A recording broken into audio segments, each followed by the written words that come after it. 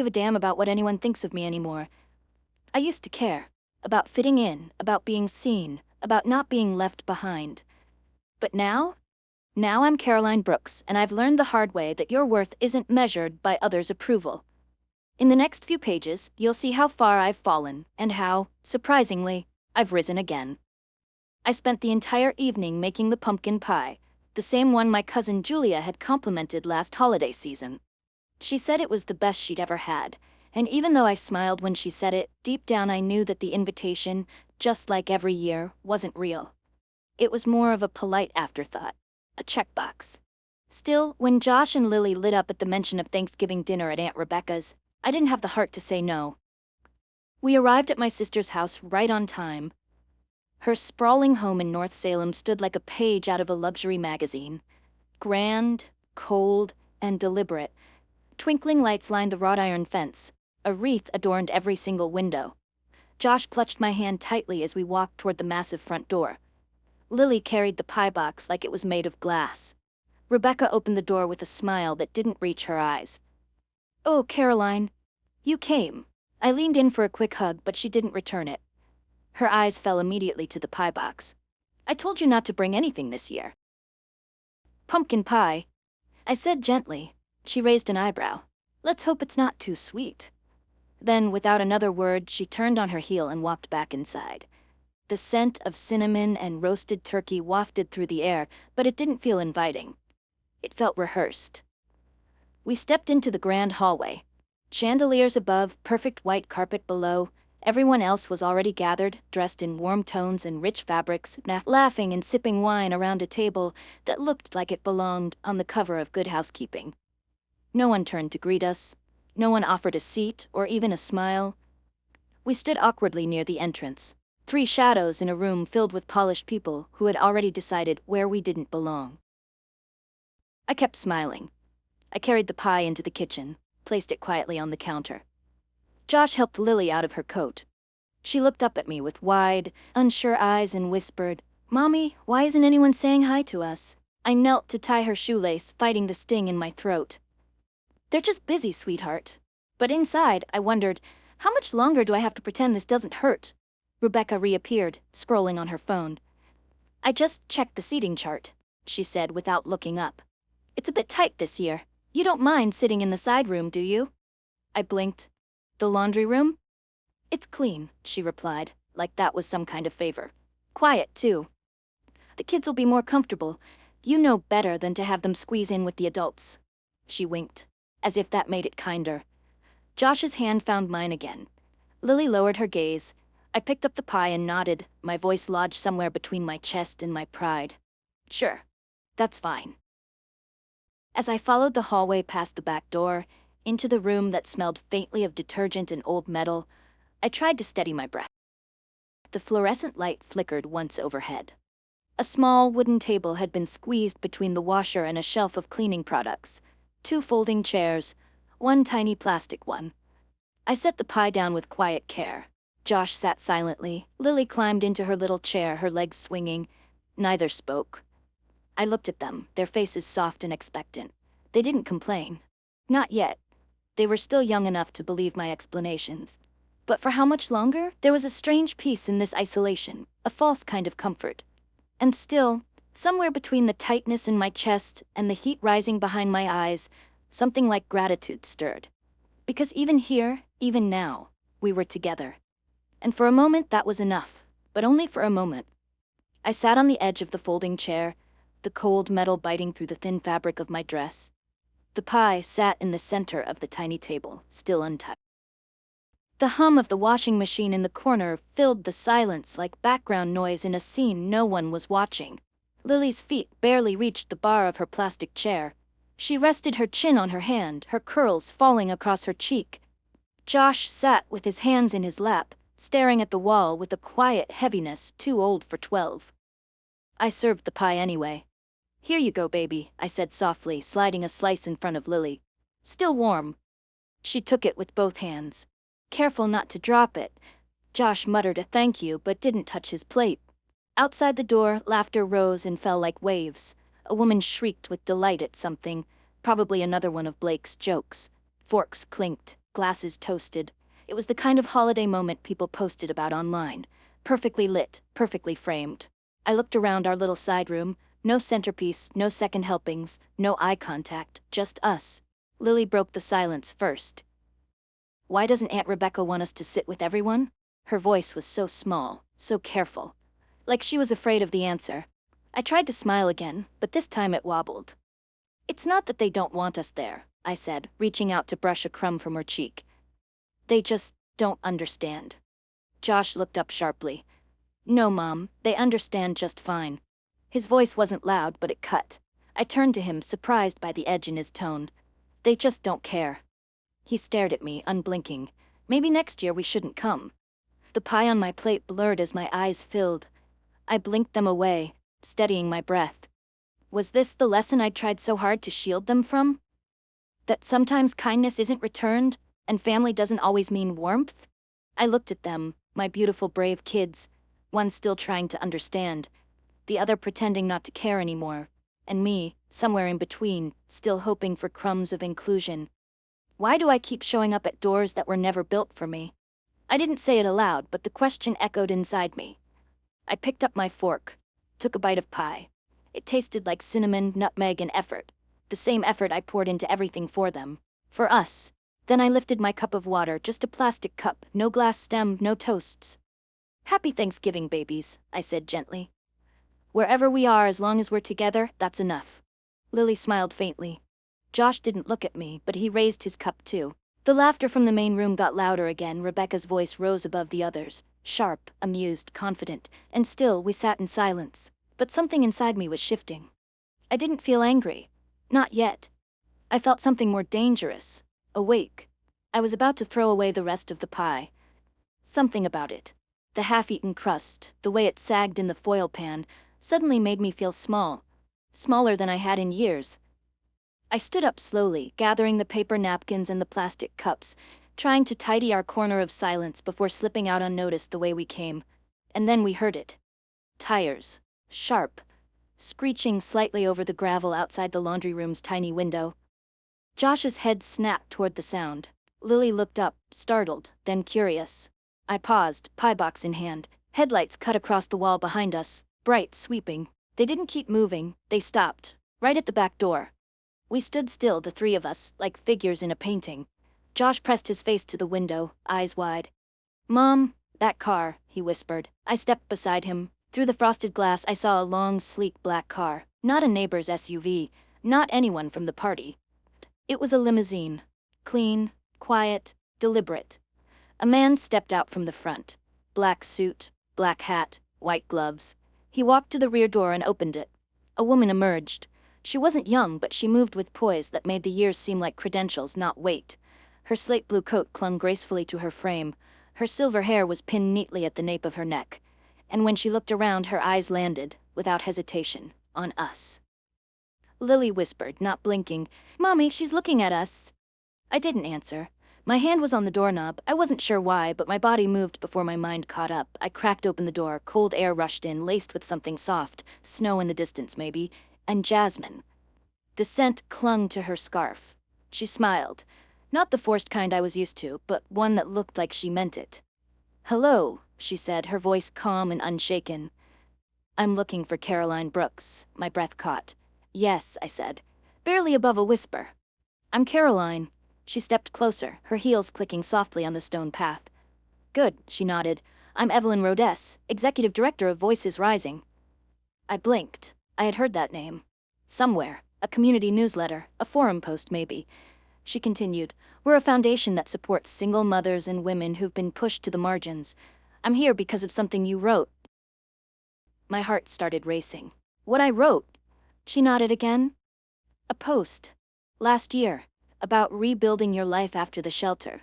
You shared it on a community forum, I remembered.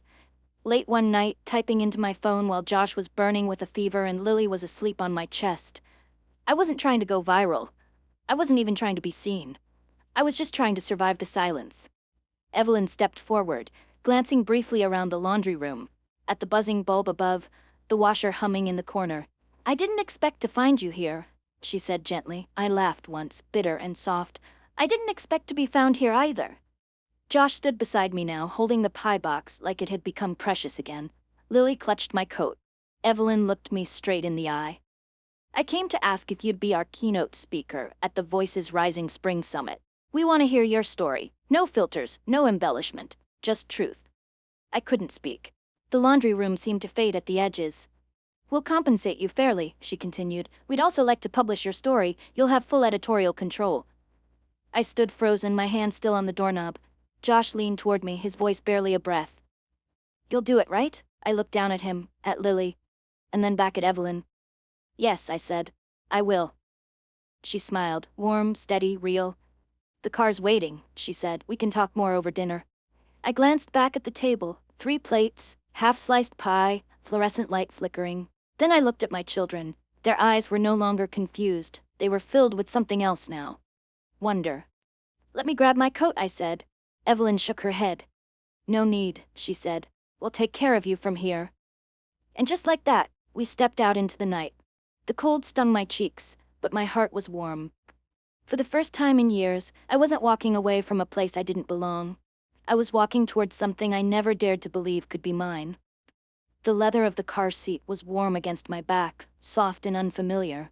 Josh sat next to me, still clutching the pie box like it was treasure. Lily leaned against my arm, her face tilted up, wide eyes reflecting the soft ceiling lights above us. Outside the tinted windows, Rebecca's mansion slowly disappeared, swallowed by the night. The gate clicked shut behind us, quieter than I expected, almost like it knew not to protest. Evelyn watched us through the small divider window that separated her seat from the driver's. I know this might feel sudden, she said gently, but I've wanted to meet you for a long time, Caroline. I blinked. Because of the post, she smiled. Not just one. She reached into her bag and pulled out a small, worn notebook. Inside were printouts, copies of my forum posts, ones I'd typed on my old phone between shifts, between sleepless nights and emergency room visits, between holding it together and letting it fall apart.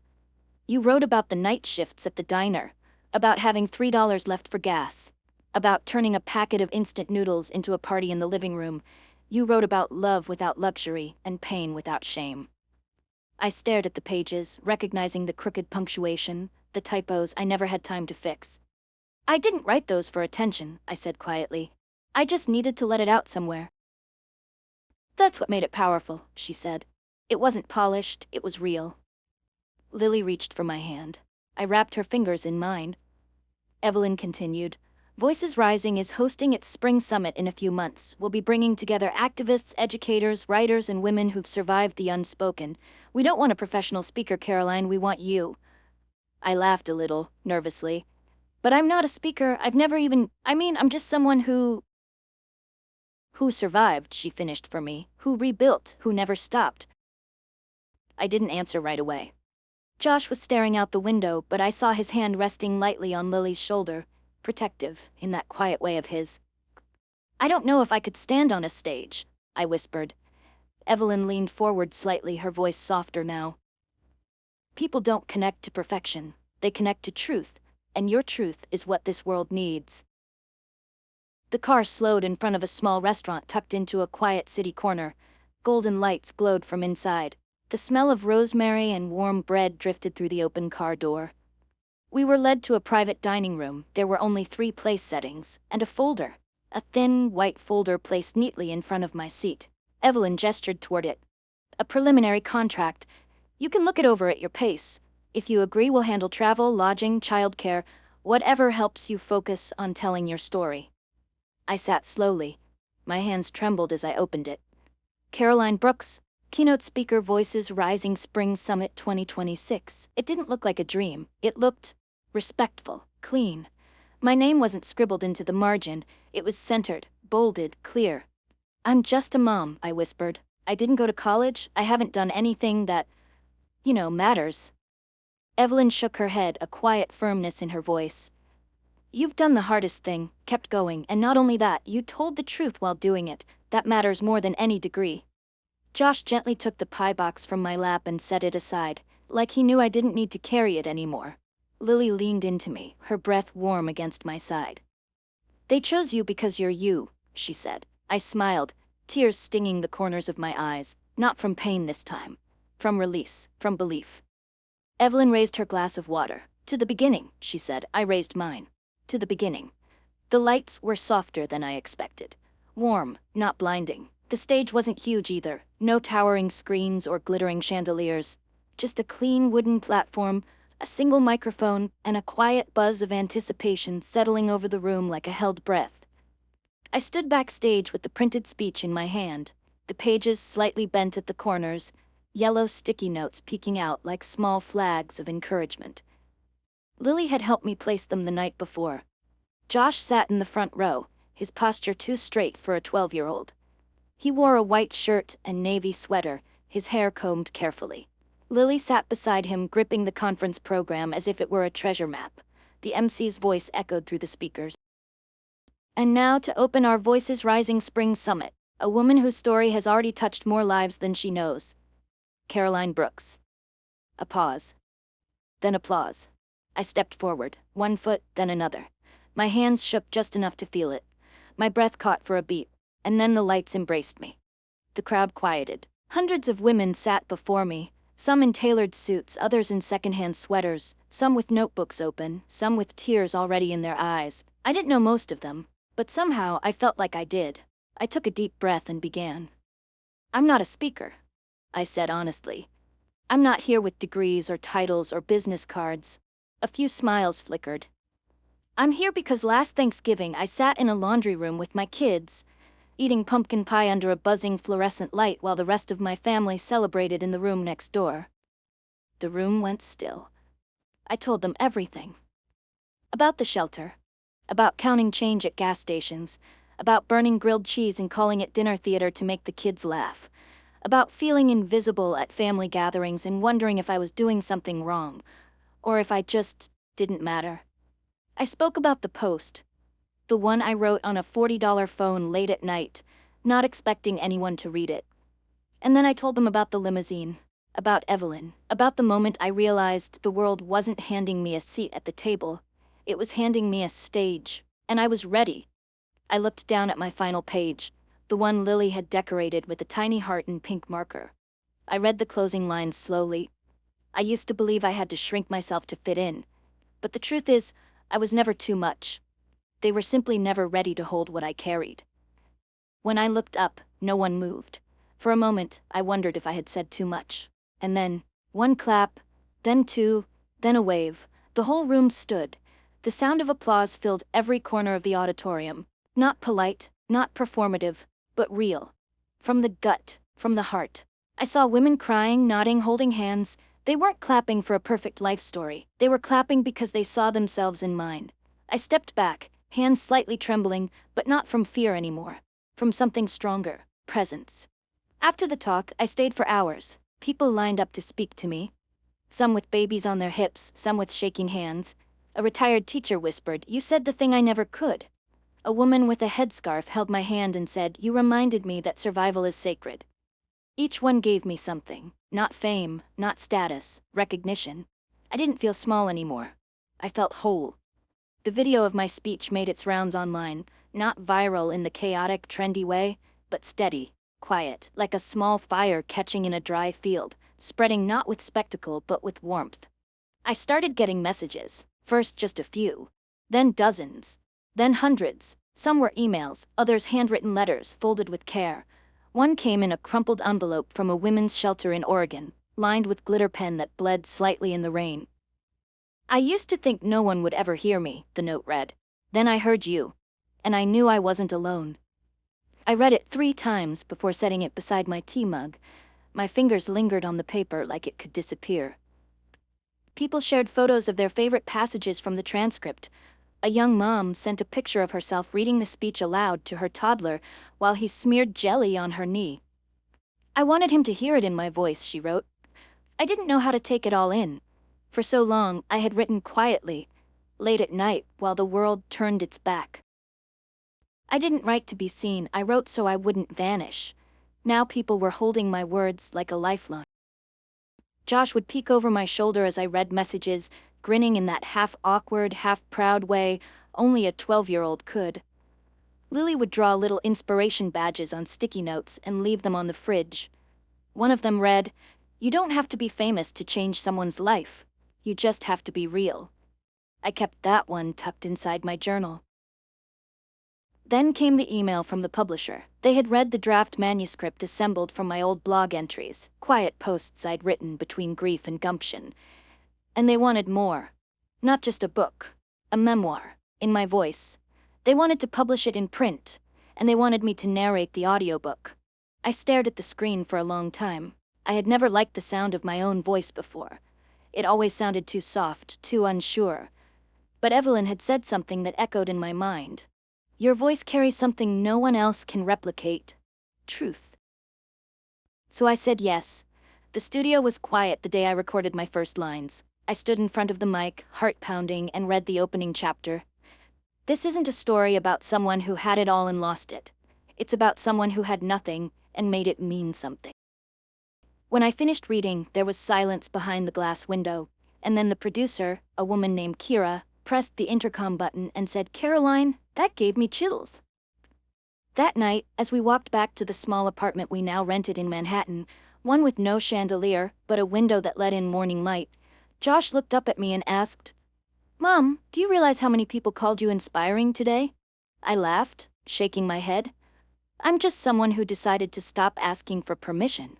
He smiled. "Yeah, but you taught us how to stop asking too." And in that moment, I didn't feel like I had climbed to some unreachable peak. I just felt steady, like the ground under me was finally mine. 1 year after that Thanksgiving night, I stood in my small kitchen in Brooklyn, a place that wasn't fancy, wasn't grand, but felt like home. The smell of roast turkey filled the air, mixing with the comforting scent of pumpkin pie baking in the oven. It was the first Thanksgiving I didn't feel like I was fighting for a place at the table. Josh was in charge of mashed potatoes, his small hands working diligently at the counter, while Lily, ever the perfectionist, busied herself designing handmade thank you cards for each guest. She decorated each one with sparkly ink and little leaf stickers, writing in her best handwriting, "Thank you for being the real family to me and my mom." There were only 8 people at our table this year, just enough to fill the space with warmth. Dina and Carla, the friends I had met at the conference, were there. So were Walter and Ruby, our elderly neighbors who had once lent me a pan when I was struggling to cook my first meal in our new apartment. We didn't have a long table with expensive crystal or linen napkins. The food wasn't perfect, and we didn't have a grand chandelier above us. But it didn't matter. This was enough. This was my family now. Not the one I was born into, but the one I had chosen. The one who had chosen me back. Evelyn arrived early, as always, with a homemade pumpkin soup she had made herself. She entered with the same calm confidence that always made everyone around her feel comfortable, like she was more than just the executive director of Voices Rising. She was my friend, my mentor, and my ally. When she placed the pot on the table, she turned to me and said quietly, "This is the first year I didn't attend the office party." She smiled softly. "But I think this is where I really wanted to be." I smiled and grabbed her apron, tying it around her waist. "Well then, tonight, you're not the director. You're my sous chef." "Sous chef?" Evelyn teased. "Maybe you should reconsider your leadership style, Caroline." We laughed together, the sound filling the kitchen like a song. Josh turned on some soft jazz in the background, and Lily darted around making sure each fork was perfectly placed. She even reminded me again that the napkins should go on the left side of the plate. It was simple, but it was perfect. This was home. As dinner wound down, Lily stood up, holding a folded piece of paper in her hands. She cleared her throat, standing a little taller than usual, as if she were giving a speech at school. "I have a speech," she said seriously, making everyone chuckle. "The first Thanksgiving speech," I whispered. Lily began to read slowly but confidently. "Last year, I ate Thanksgiving dinner in a laundry room. I didn't understand why we were placed there, but this year I get it. Because if we hadn't been put there, we wouldn't have found the place we belong today. Today, I know I'm home." Tears stung my eyes, and I had to cover my mouth to keep from sobbing. Lily kept going, her voice strong, as if this had been rehearsed 1,000 times.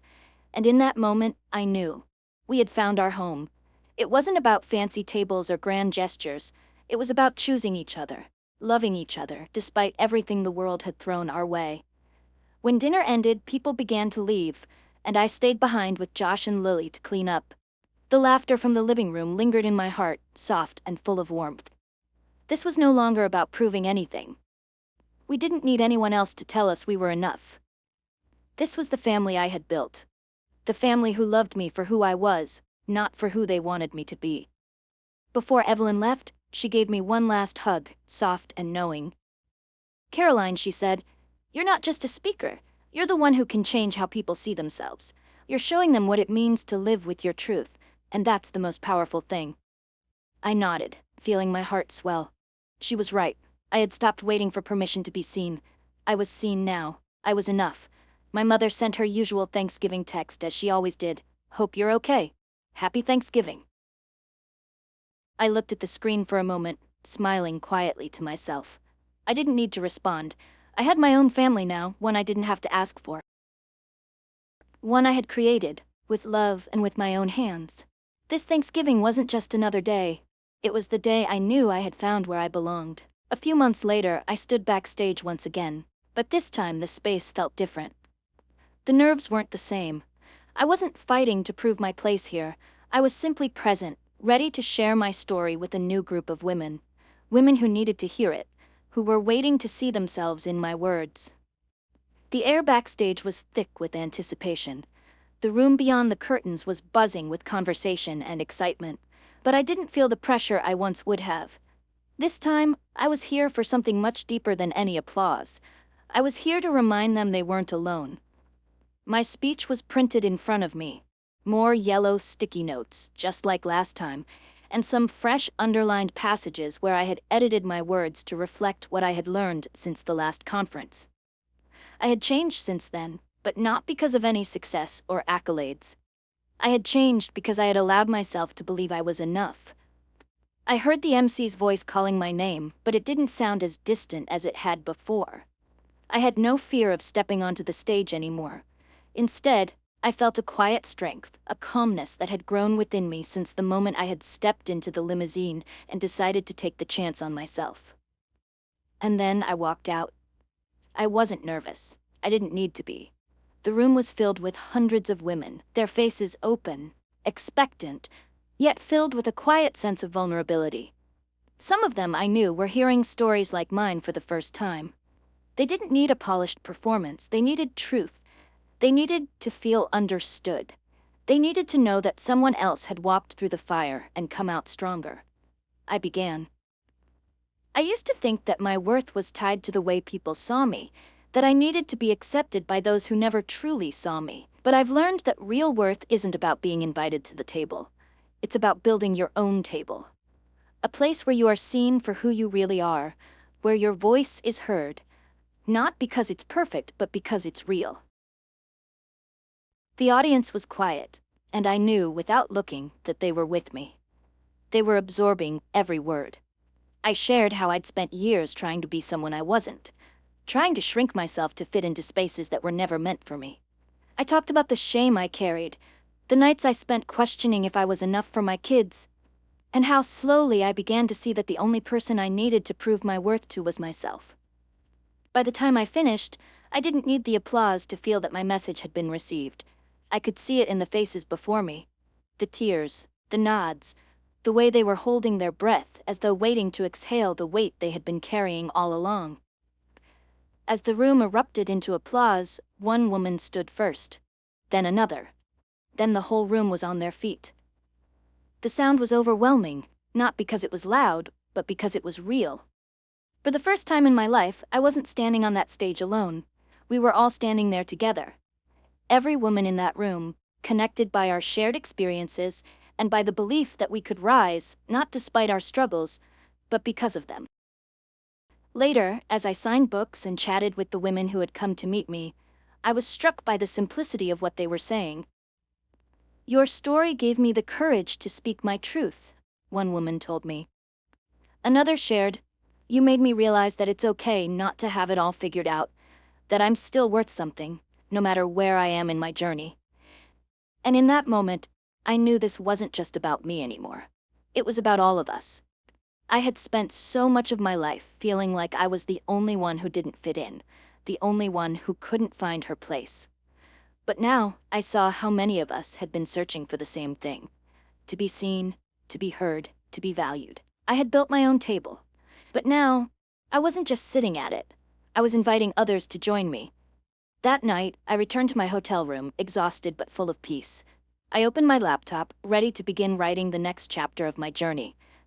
Not just as a keynote speaker or an author, but as a woman who had finally found her voice.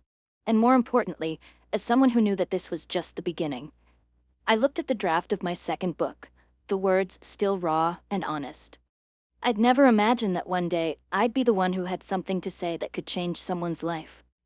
But here I was, and here they were, together,